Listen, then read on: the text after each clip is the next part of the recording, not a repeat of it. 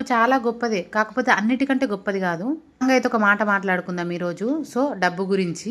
వీళ్ళలో మనుషులు ఎలా ఉన్నారంటే మనీకి ఇచ్చిన విలువ మనుషులకు ఇవ్వట్లేదు. నా పర్సనల్ ఎక్స్పీరియన్స్‌తో చెప్తున్నాను. డబ్బుంటే చాలా మంది మన చుట్టే ఉంటారు. అదే డబ్బు లేకపోతే మన వాళ్ళెవరు, పరాయి వాళ్ళెవరు అనేది కూడా మనకు అర్థమైతది. వరకు మనీ ఉంటే సరిపోతుంది. అన్నీ మన దగ్గరికే వచ్చేస్తాయి కాళ్ళ దగ్గరికి అని చెప్పేసి అనుకుంటారు. కొన్ని మనీతో కొనలేనివి కూడా ఉంటాయి.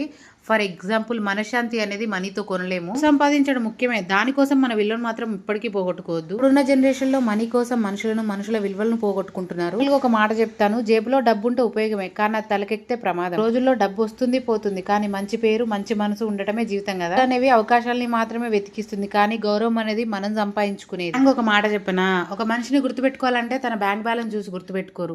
తన మంచి ప్రవర్తన చూసే గుర్తుపెట్టుకుంటారు. ఎందుకో నాకు చెప్పాలనిపించింది. ఇప్పుడున్న జనరేషన్‌లో డబ్బుల కోసం పరిగెత్తి మనుషులను కూడా దూరం చేసుకుంటూ ఉన్నాము. అందుకే చెప్పాననమాట.